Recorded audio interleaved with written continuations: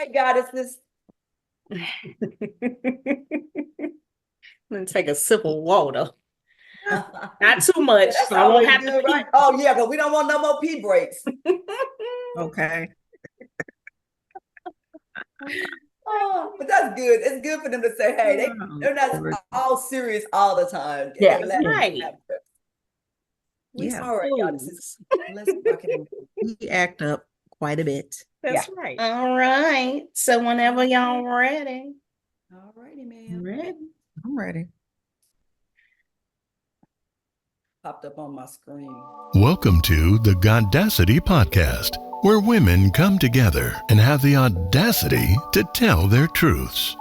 Are you choosing to live out loud while honoring the divine within? Well, ladies, this is your movement. Join Akili, April, Juanita, and Linda as they dive deep into topics like self-love, spirituality, and comedic wisdom. We call those the foundations of goddess life. Tap in with the goddesses every week to be inspired, uplifted, and empowered.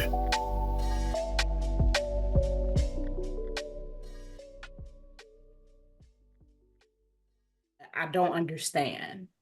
I don't understand how whatever it was that she did or whatever would make you talk to me like that.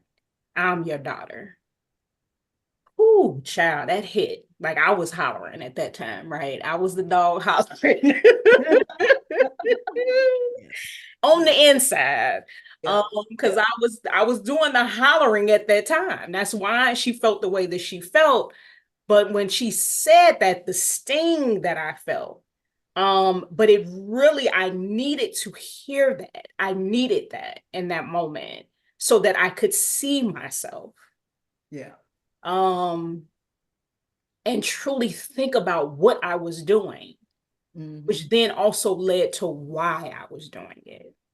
Yeah. Right. And where is this coming from? Why would I? And I'm like, this, I'm like, and I basically at that moment just got quiet.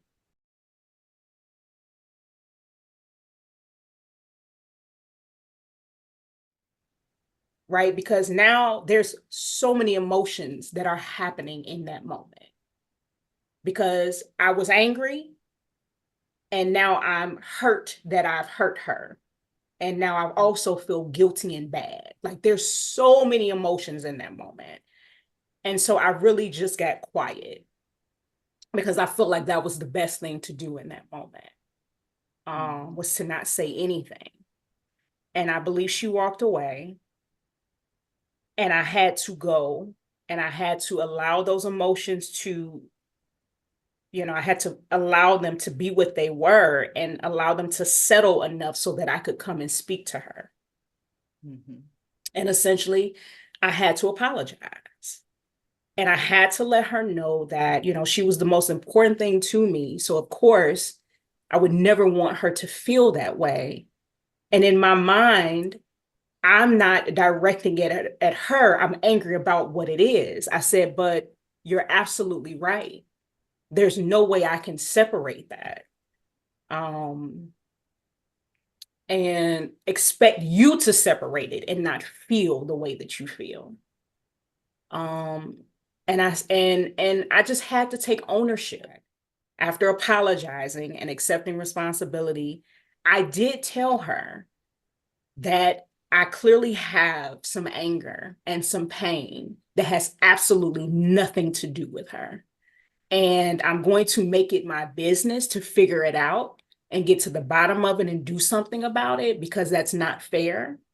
And it's absolutely not something I would ever want to do, is to hurt her because of my own pain. But that's what was happening. Yeah. So, what I asked of her was, if in the moment I'm very angry, or I'm angry in the moment, I'm going to ask you to allow me, like, to not address it in that moment, right? Depending, like if I'm really angry, because it's the going back and forth that I was really having a problem. That was still an issue. I still felt like that was not okay. You understand what I'm saying? But I said, I know that I'm not always right. And sometimes the way that I see it, or I'm mistaken about what happened or transpired, and I'm reacting and responding accordingly. In that moment is not the time to come back at me with it. Like, let it settle. And if at some point and if you really feel like that I'm mistaken, or there's something that you want to talk to me further about that situation, come back a little later after it's over, where I can actually hear you. I said, that doesn't mean I'm going to change my mind. It doesn't mean that I don't still feel the way that I feel, but I absolutely want you to feel heard, right? In the meantime, I am working on myself. Just know that. And I'm going to need you to understand that you can hold me accountable, respectfully so, right? But you have to give me some grace.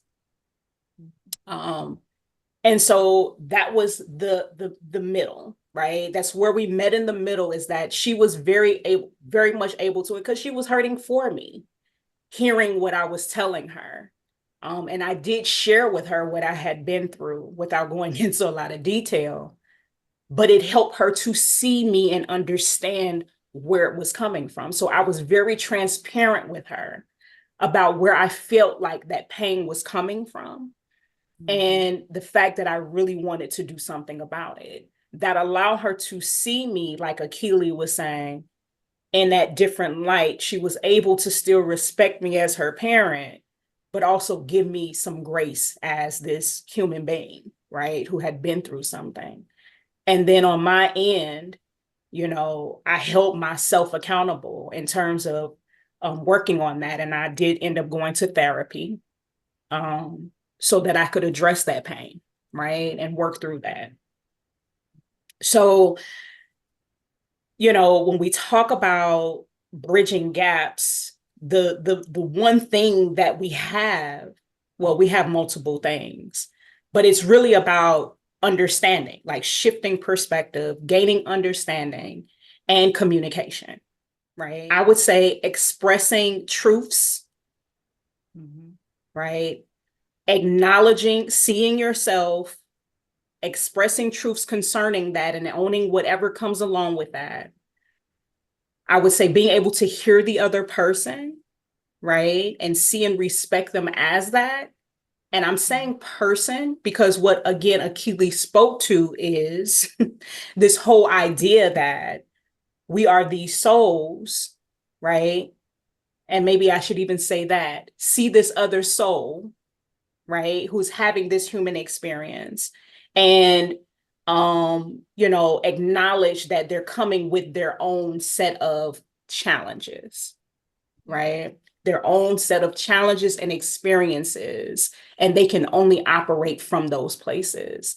So the only way that there's going to be any gaps being filled is through love and compassion and understanding. And how do you get there, right? It's by actually being able to communicate, actually having conversation, and actually from a place of wanting to, right? And this is the thing. I understand that, and I'm going to say this. I know I just jumped, but I feel like a lot of times it's so easy to say, like, oh, just talk it out, or you need to heal it. You need to sit down. You need to have these conversations. And I just want to acknowledge that that's not always possible. You can want to and intend to all day long, and hopefully that does work out for you. But depending, first of all, when you're talking about a child, depending on how young they are, you have that gap in terms of them being able to process, right, intellectually and emotionally, right? So that's one thing, right? So it really depends on what we're talking about here. I feel like we're speaking from we're coming from an adult perspective, looking at basically ourselves and using that as a compass in terms of how we deal with either our parents or our children. And so what can we do from where we are? Understanding that there's going to be limitations on both ends, right? And so, I understand. So it really comes down to, things that we talked about in the past as far as what can I do? Because you can't expect anyone else to do anything that they're not prepared or capable of doing or wanting to do. You know what I'm saying? And so I acknowledge that it's not always possible when it comes to our parents who may not be open to having those conversations, who maybe can't hear you. Yeah. You know what I'm saying? I do understand and respect that. So it really comes down to you deciding, what it is that you want and what changes you're going to make on your end to either have the best relationship that you can possibly have with your parent or child, or at least with the case with a parent, you may have to limit that relationship. In some cases, you may not be able to have it at all for the sake of loving yourself, right? And I believe we touched on that before. Bafo.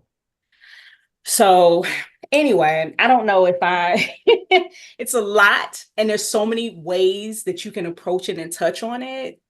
So what I'd like to do is, and again, those foundational principles that we touched on last episode, I think that if we heavily, rely on those, and in terms of like the law of divine oneness, remembering that, we are connected, that they are reflections of us, that they are here to show and teach us something. So it's really about being mindful and aware of these principles too, as you're moving forward and trying to have these healthier relationships. So yeah. And there was another one, but I can't think at the moment. But I really feel like they all apply. They all apply to help you with your own perspective and how you choose to look at these relationships. So, having said all of that, I would love to open it up and, and check in with you ladies in terms of, any other thoughts, any insight, any lessons, anything that comes up for you as we've had this conversation. Yeah, I'll share some some insight and what came up for me. So as I was listening to you, April, and you were talking about how that hit dog is gonna holler, that it translated, your past trauma translated into pain, and that pain translated into anger towards your daughter. And I remember telling my therapist that I don't think that I have fully been angry at my ex-spouse for some things that happened, and I found that to be kind of odd. Initially, I was like, okay, I'm good, because I've moved on and moved past it. But I'm just questioning. I'm like, okay, is there something that I'm missing? But as I was listening to you and I'm looking back on how my parental relationship with my children, my anger came out with them. My anger came out with my daughter and how I spoke to her. And so yeah, you just gave me that thought, and it's like, okay, that's something that I want to definitely sit with some more to ensure that that displaced anger, that yeah, I'm definitely not directing that in the wrong area. I can say this for sure, though, my daughter, our relationship, once her dad and I divorced, and it may have been 4 years into the divorce, and things started to change for her, and things started to get really serious as far as her mental health. And that was a major concern, and it was a very difficult and challenging time to navigate through that. And I was already in therapy. So therefore, in getting her that help, I knew that it was going to be helpful. But what I also realized is that as I continued to heal, and even when her therapy sessions had ended, and we were still doing some home stuff, but as I continued to heal and tap into myself and genuinely learn how to love myself, I started to see how my relationship with my daughter, it just her mental health just changed. Um, and I was like, wow, I was blaming her father for not being there. Yeah, that I'm sure that has something to do with it.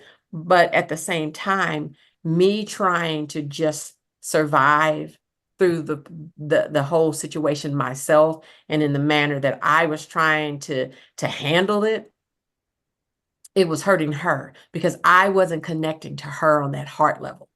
Again, I was just focusing on making sure the basic needs were met. And through that, that was my way of showing love. I mean, yeah, I showed love, but not to the degree that I'm able to now on that heart level.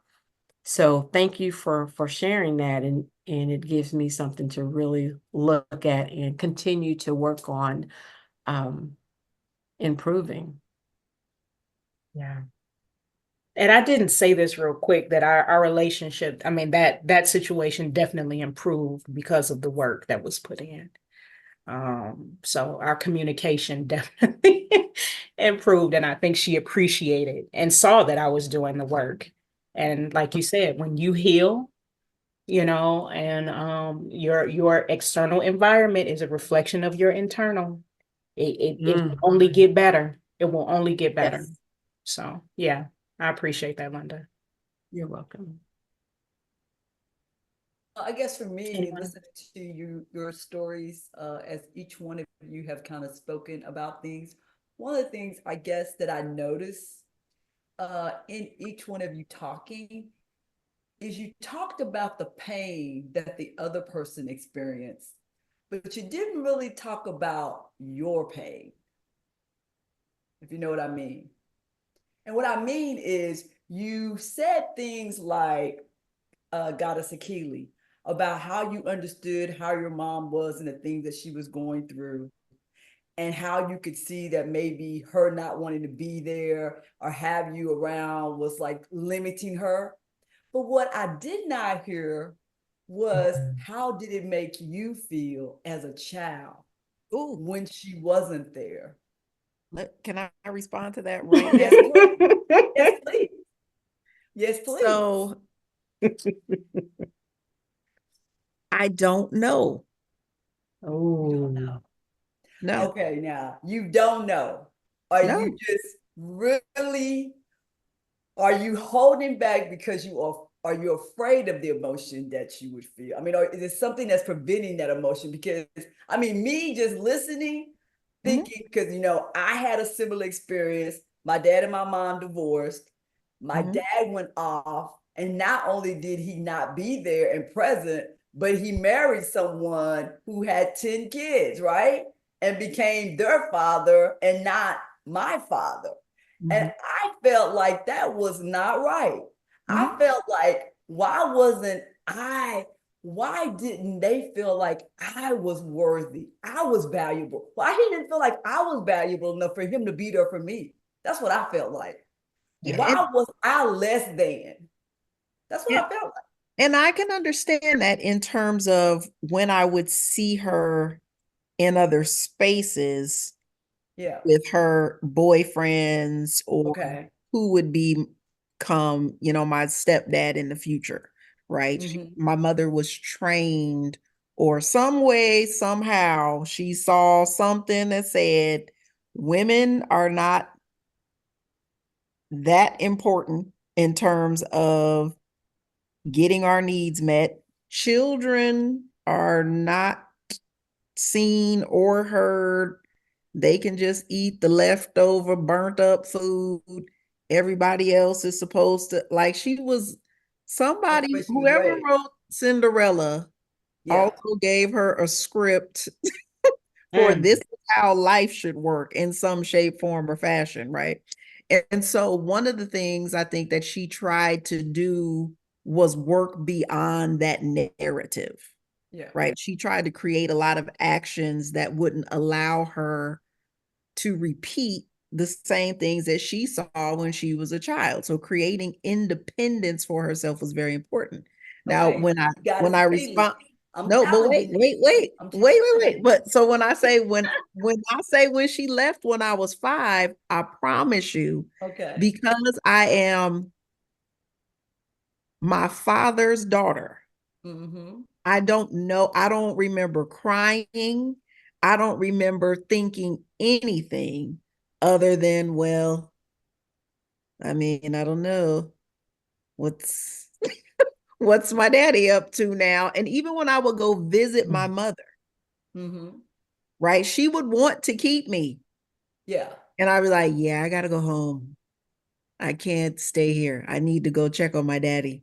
And she'd be like, your dad is a grown man. He's fine. I'm like, yeah, but I need to be there. He needs me. And she'd be like, no, he doesn't. I'm like, I feel like he does. So I don't know Mm. So you how don't I feel like feel. you don't feel like you missed anything not having your mom there. It's not that I don't feel like I missed anything, because I think as I got older, Mm-hmm. Yeah. I wish that I had a mother-daughter relationship. But when she left, I don't feel like I felt like a part of me was leaving. Like I feel like the center of my universe was my father. Okay, And so like when you went to school and you see other kids with their mom, it didn't make you feel any kind of way that your mom wasn't there. You never had those kind of, you know what I'm saying? None of that? um, not that I recall, not until, like I said, I started to get older and I Mm-hmm. wanted to do girly things. Okay. I had a stepmom, but she Okay. was by no means my person. Yeah, you had a stepmother. Right. That's my father's wife and my little brother's mother. Okay, that's who she was.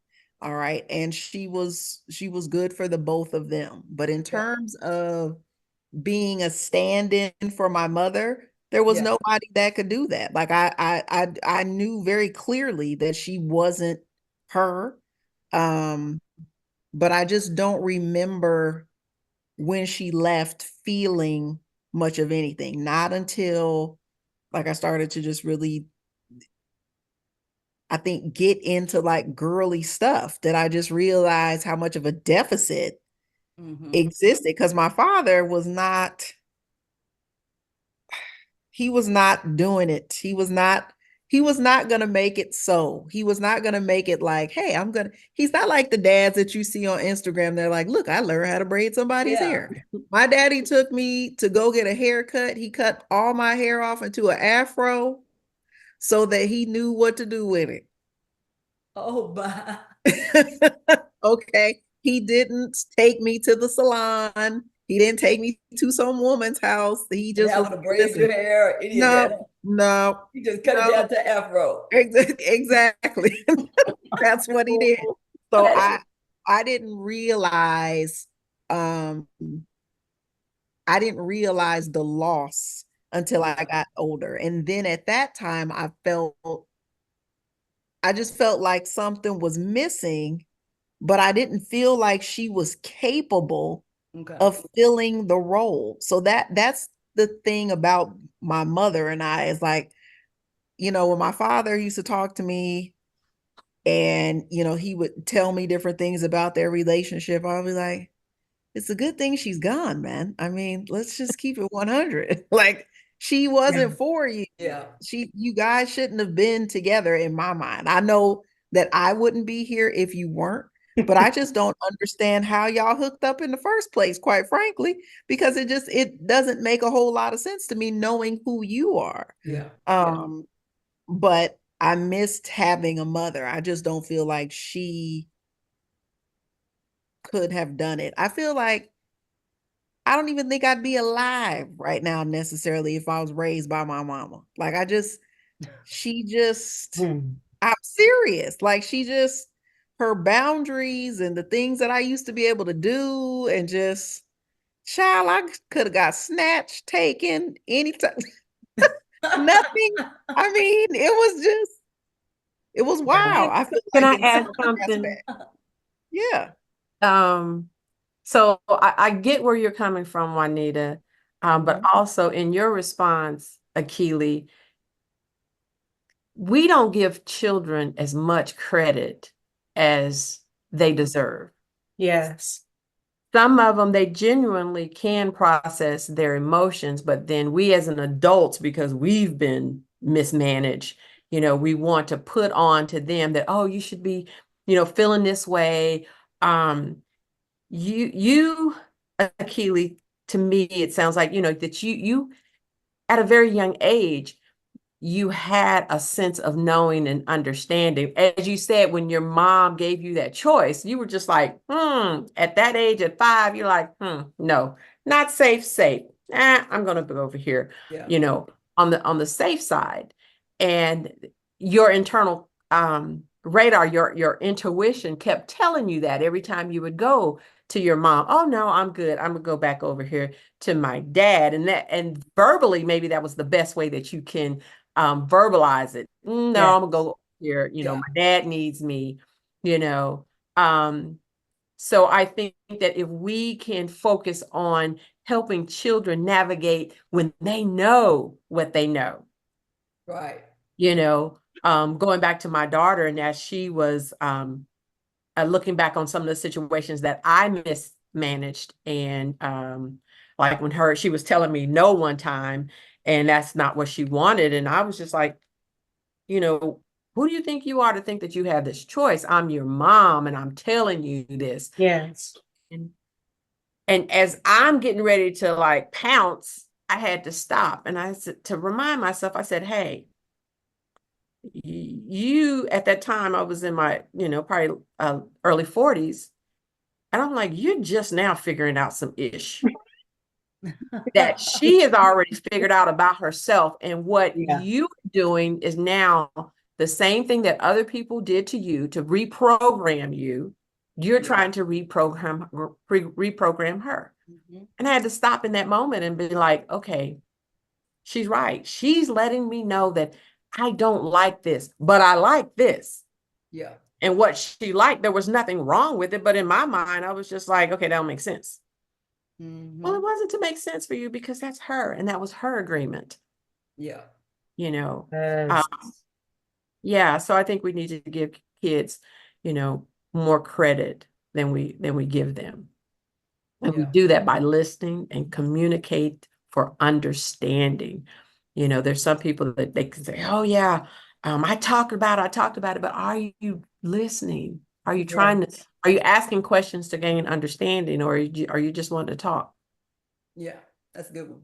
I mean, I think in the conversation with me and Goddess-ity was just talking now, I relayed how I felt about something, and she relayed, hey, she didn't have the same feeling. So I think just understanding that we all don't have the same feelings just because we put in the same situations, right? I think sometimes we assume that, oh, if I was in that situation and I felt that way, then I mean, what's wrong? Why don't you feel that way? Right. But it's perfectly okay that some person can have a little bit more in a younger age, like you were saying, a little bit more intuitive to know that, yeah, I might love that person. Yeah, there might be something there, but they really are just not capable, right? Of being what I need that person. I need that nurturer, but they're not gonna fit the bill. And no matter what, it's gonna be best, right? I mean, for most of us in a relationship, it's best when you know when it's time to let go, right? When it's time that at the time this relationship is not good for you, then you have to allow it, as God is April time, right? Allow it to go, right? And be okay with that. So even between a parent-child, relationship, same kind of things. I think we all think when we think about relationships between parents and kids, that you always want the mother and father to always be there. But as we've seen, that's not always good for the child, because maybe those people are not capable of being the parent that the child needs, right? Or either together they won't be a good match. So that'll cause some conflict, you know what I mean? But I think just being open, and as you guys are talking about, just being open to, you know, seeing these different kind of dynamics of these relationships, and understanding that, hey, even with our kids, because we've all been learning that kids are supposed to be heard, they're supposed to be seen, not heard. But a lot of times we know from our own experience, when we have allowed our kids to talk and actually tell us something, we have learned a lot from just listening to our kid, when we were thinking, Yeah. hey, I never thought about it like that, right? And it's usually in that mindset, because I think that's the way we were raised. When we wanted to say something, our parent be like, no, I don't want to hear it. And so we just think, you get a parent and you're tired or whatever's going on, and you just say, I don't want to hear it. And you don't even know what it is, but we want to have the open communication with our kids. So, I think, and to me as a parent, I think that's the most important thing, is open communications with our kids. Because as you see today, our kids have so many issues, and they do things that are so crazy. And you thinking about, if they just had someone to talk to, or felt like they had somebody they could go to, maybe they wouldn't do a lot of the crazy things that they do. You know what I mean? Mm-hmm. And I think as parents, we have to, how you can say it, not be so concerned about being in control, and be more, concerned about the well-being of our children. You know what I mean? Yeah. Yeah. I mean, I think as I've heard you guys talk, that's kind of what I've kind of got out of this whole thing is, when you're a parent, it's something about this parent role that we've been taught, like, in order to be a parent, you got to be in control of everything. You got to be on top of everything. You can't miss anything. You got to, you got all these things you got to do. And you get so caught up in that mindset of wanting to be that good parent, want your parent to look at you and say you're a good parent, want everybody else to say you're a good parent, that you really don't be a good parent. Because being a good parent means that you're looking out for the well-being of your child. And that means whatever it needs to be at that moment. I mean, like Goddess Linda was talking about, being so, providing for the kids' need, but maybe not making enough space for the kids that they feel like they can just come talk to you, right? Yep. Yeah. Just making that space for them. And I think those are some things that we've all learned as we've grown in this comedic metaphysical thing. We've learned that it's more important so much of what the situation looks like, but really we all understand that we're all growing, we're all developing, we're all learning something new. And in that, we're trying to expand and see things from different perspectives. And that is me even seeing it from your child's perspective, right? Even saying, hey, they have a perspective, they have a voice, they're a soul just like you, and just like you're here to teach them. I mean, you can learn some of your best lessons. I know I have from my child, just from by just saying things. My daughter Jada, who is probably like 23 now, she is very good about boundaries with other people. And when she encounters people that she feels like is invading her space or not respecting her or whatever, she cuts it off, just zoom, done. Oh, I know. Okay. That's at 23. I'm like, wow, these kids are catching on so much faster. You hear me? It's true. So much faster. So goddesses, are there anything else that anybody else want to bring, any more insights, any more stories, want to reflect? Yes, Goddess Keely. I don't have a story about me per se, but I will say that as I was scrolling, I came across Dr. Anita Phillips, and she was talking about the mother-daughter wound. Apparently, it was a show that had taken place with Brooke Shields for some reason, Oprah, and Dr. Anita Phillips. So because I don't know the whole context, I don't know why the three of them were together, but I felt like it was an interesting mixture of people, and I need to see the entire show. but it was about mothers and daughters. And Dr. Anita Phillips said there are 5 places. She's a trauma therapist. She said there are 5 places where mothers wound. And she was talking specifically or speaking specifically about the relationships with the daughters. And I just wanted to drop those 5 things real quick because I thought they were pivotal and touched on things that all of us have said. It also gives me the ability to kind of bridge the gap a little bit. I was going to try to stay in the world of parenting, but this kind of puts me in a space of bridging the gap. She said the first area where mothers wound is in the space of personality differences. Like you simply don't understand that your daughter has a different personality than you. That's good. And yes, and where she needs things, where she deals with things, where she chooses to do this, that, and the other is going to be different from you, and that is fine. Yeah. The way that you handle the personality differences will create a wound if it's not handled properly. Yeah. Second thing she talked about, of course, something that we talk about at great length is the mother's past. The things that we are dealing with that are unhealed, the things that we are triggered by, the things that we don't know how to respond to properly. When April talks about these things, when it comes to anger, it's like, I feel like we have so often felt so disempowered in our own lives that when you are then dealing with a child who's very headstrong and one that we've empowered to speak your mind, and then they come and do it, and you're like, oh, you're not about to start disempowering me too. Are you crazy? I put you on this planet. I put you in this world and I will take you out.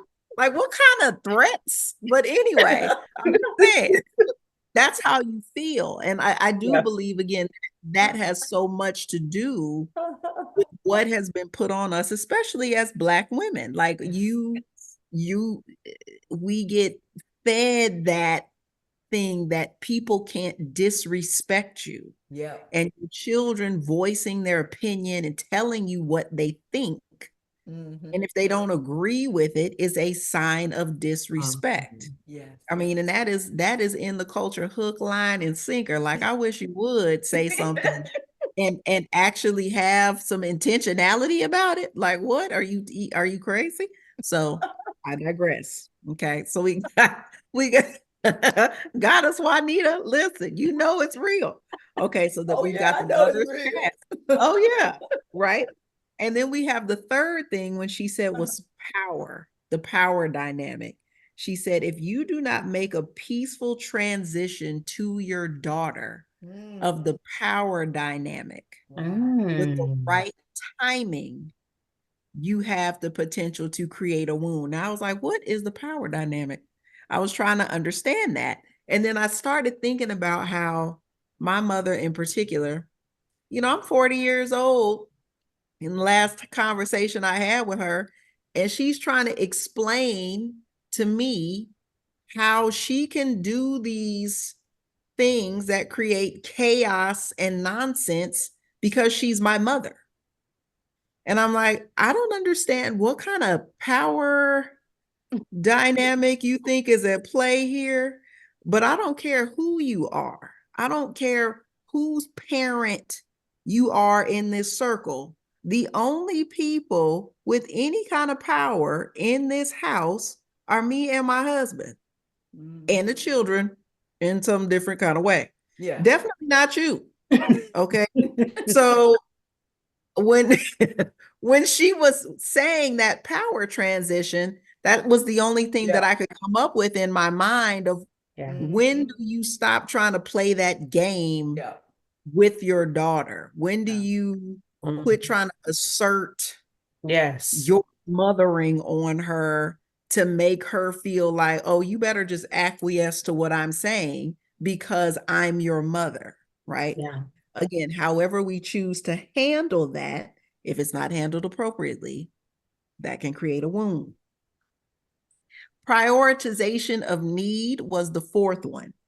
Whose needs get put first?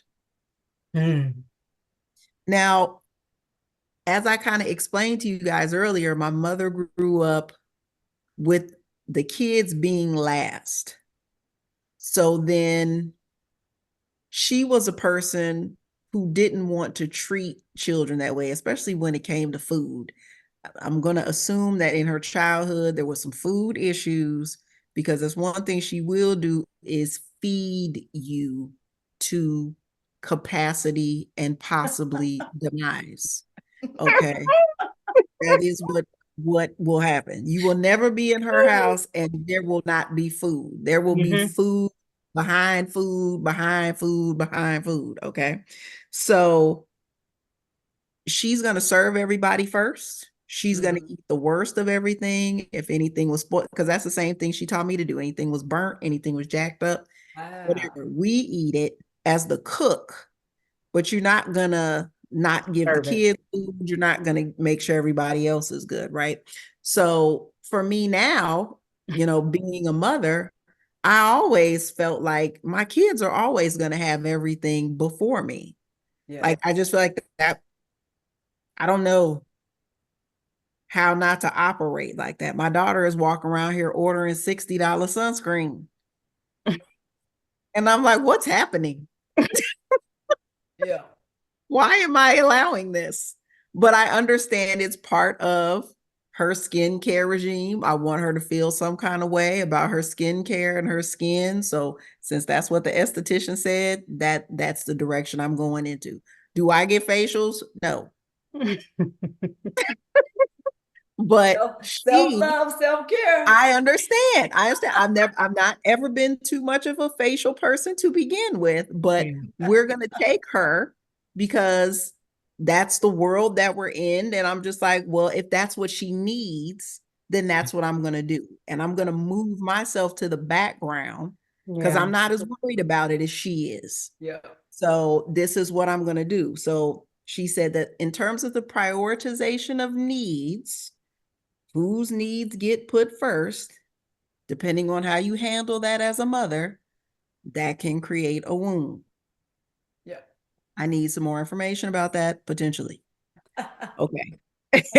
And then the last one, she called it the plus 10. She said, during a crisis situation with your child, can you say when you look back on this 10 years from now, your daughter will feel good about how it was handled? And if the answer to that question is no, then there will be a wound there. Yeah.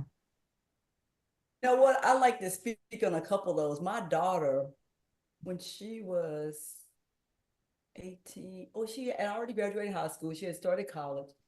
She started having some mental health challenges and therefore disappeared for probably about 5 months. I had no idea where she was. She had lived at home all that time and she just left. No contact, changed her phone number, no way. And I was at a loss. When I say at a loss, because this was my baby, if you know what I mean, my baby. And that was a very dark time for me. Yeah. But I think when it was all said and done, through that whole period, when she came back and she got help for some of the mental health challenges that she was having. She said to me, she said, well, Mom, you know what? I think I needed to go through that dark time in my life because I was at a place that I really didn't know which direction I was going. And that place brought me clarity of where I needed to go. You know what I mean? And at that point, I think too, for me, it made the switch of her because she went out all on her own and took care of herself all by herself with no financials, you know what I'm saying? That switch, even though when she came back to my house and lived with us, and she's still living with us now, she went on and went to school and now she's a nurse. But it switched it for me, it turned off the little girl and turned on the grown woman for me, if you understand what I mean. So when she came back, I started letting go. And what I mean by letting go is I started letting go in me trying to enforce what I think on her. And I started, when she said, well, no, mom, I want to do that, I was like, okay. Because I think in that moment that she had crossed over and, she had crossed over. She had went out on her own. And of course she came back because it didn't work at the end, right? And she needed some support and all of that, but she still did it. And man, I was like, wow, she did that. But of course, for me, it shouldn't have happened that way, because we always got this order. But then when I go back and look at it, I think, well, maybe it happened exactly the way it was supposed to, because when she came out, she was so focused on what she wanted to do, how she was gonna do it. And I mean, she put her head down and she did it. And she, got her nursing degree, graduated at the top of her class, and now she's a nurse, at a hospital. And so it's like, wow, not the way I would have done it. Yeah. But goodness gracious, it worked for her. Yeah. It taught me a lesson that everybody don't have to go that path, right? To get to where they need to go. And sometimes you might have to go in the valley, go deep down in the valley before you can come back up. But I could understand how you talked about, she was saying that switching on, that I guess you could say switching over the power, because at that point, something told me I needed to give her the power to be her own woman. You know what I mean? Yes. I love that. And it's so good you paid attention, because had you not done that, right, consider what would have happened, Yes. Yeah, it's a big deal. A potential wound could have been created. Kudos to you. Awesome job. Well, hey, and you know what's so interesting about that? I was in my transition of leaving Christianity and moving into, this whole thing. And through the part of me, because when, my darkest moments, I was still praying, I was still, in that kind of land. But it's really interesting because that was part of my coming out. And you would think, hey, after she came back and all that, I would have been more and more into it. But when she came back, I was more and more into, hey, this is not the way, I need to move into something else. But I mean, that was part of my work. I mean, this journey, like I'm telling you, I have learned so much on this journey. I just can't even, it's kind of like when I was in Christianity, I felt like I was just going over the same things over and over and over again. I was just like, I was in the same place. I kept going back to reread, to redo this, to take another class, but I was still just in the same place. I wasn't going anywhere. But I'm telling you, that got rid of that, and I started going into this, it just seems like everything just started explaining exponentially. And it's just been going like that ever since. You know what I mean? It's crazy. Crazy. Awesome. I just want to say real quick, and I'm glad, I think Linda wound up saying it though. My brain usually will go off in 50 million directions, and sometimes I will lose track of what I'm talking about. But when it came to I was supposed to be talking about communication and but I think Linda, when you said the whole listening piece, I was supposed to be talking about ways to have effective communication, to bridge gaps and stuff like that.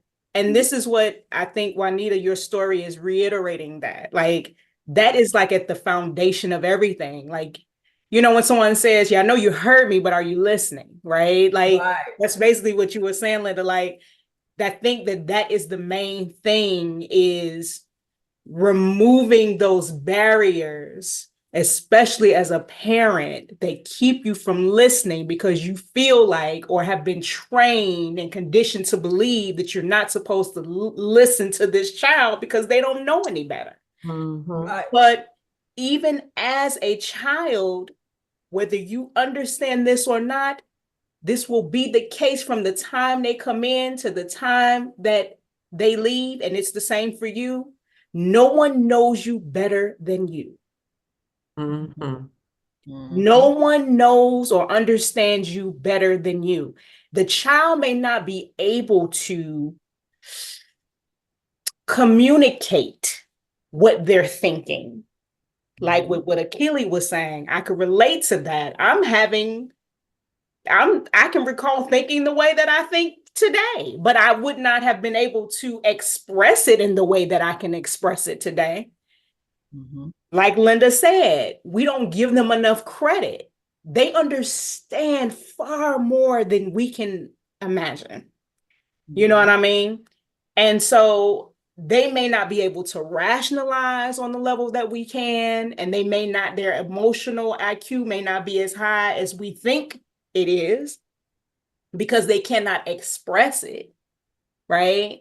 But listening, truly listening to me, no matter what relationship it is the key to everything, because that's the only way you're going to be able to understand and be able to truly shift your perspective, right? Yeah. So that was the one thing I wanted to say. And then the last thing I wanted to say was, I started to say something with the Keely too, in terms of like, well, that was your perspective, and a lot of your perspective was influenced. You're seeing your mom through your dad's eyes, and so she may have been able and fully equipped. It may not be in the way in which you thought was right, but you may have been perfectly fine. You would have had a completely different life, right? And so, Yeah. well, this is what I'm saying Mm-hmm. is that, and I'm not saying better, right? All I'm saying is you don't know. You don't know, right? Because there are aspects of her that you did not get a chance to even learn, or she didn't have an opportunity to rise to the occasion in that way. Now, that was partly her choice, right? But anyway, my whole point, I was going along that path, but as I allow my mind to keep going with that, the reality is that, like with what Juanita said, is that your internal compass did exactly what it was supposed to do. Because again, you were meant to have the experience that you actually did have, right? And so that came back around again. And I was like, yeah, I want to go back and definitely say that, especially with Juanita just sharing what she shared, is because, we have to understand that our children, they do have that guidance. They do have their higher selves. They have that connection just like we do. And honestly, depending on where they're at in their journey, these young people, they're more connected than we are because they haven't had as much crap thrown and buried on top of it. Okay. That's what I was going to say. That's what I was going to say. Like, they have fewer encumbrances, fewer interruptions between them and the frequency, because it hasn't been dulled with all these experiences and this rationalization of being realistic and all of these things. So yeah. So anyway, that just connects it all back to those African ancient teachings in terms of understanding that, right? And remembering that and reminding us of all of those things as we navigate these relationships. So anyway, okay. The Africans were on it. Anyone else got us? Oh, we tapped out. We didn't think we hit all the corners and the crevices and everything. We have been down into the cracks of the sidewalk. These things we could talk about forever. I know. I'm like, I got some right? more in there, but we're not going to get into that. We're not going to do it today. Not in this episode. Well, goddesses, thank you so much for another wonderful episode. I mean, I think we've learned so much about this, the dynamics of this parent-child relationship, as relating to your parent and to your children, and how I think out of everything that we talked about today, I mean, I think the two things that I heard more and more was communication. The biggest one being the listening is the most important, right? The listening is the most important. The other thing that I thought that I heard out of everything is, we carry around a lot of pain and things. And sometimes I think we try to keep that pain. We don't talk to our children or listen to, as much to them about, we don't be as vulnerable, I think, right? In our relationships with them. we don't let them know that we have pain, that there's some things in us that don't just feel, you know what I'm saying? How some kids just say, I just don't feel good. And we like, I mean, my daughter saying something to me about one time, you know, and I probably mentioned this, I used to play this song about being happy every day when she gets in the car. It was some gospel song about being, and she just said, Mom, you know, when she got older, she said, Mom, I used to hate it when you played that song. And I was like, what do you mean you hated them? I mean, I'm playing a song that make you be happy. She said, well, because I didn't feel like being happy sometimes. Sometimes I was sad and I felt guilty if I wasn't happy. And I was like, wow, that's a totally reverse thing than I was trying to do. So I think, you know, just understanding, you know, that, hey, it's okay if your kid is not happy every day, because guess what? You're not happy every day, right? And I think a lot of times as parents, we want our kids to think that we got it all together, that we don't have no pain, that we don't have any difficulties. And that doesn't help them grow, because what they need to be able to see is that we do have those things and that we get on the other side of those. So I think today's, you know, what we talked about today in this episode was just fantastic. It was great. I think there's a lot of good things that people can learn from this episode. And I would just like to say thank you very much for listening. And we just appreciate you so much. And remember to share, to subscribe, and we thank you so much. Thank you so much. Bye-bye. Bye, guys. Bye-bye.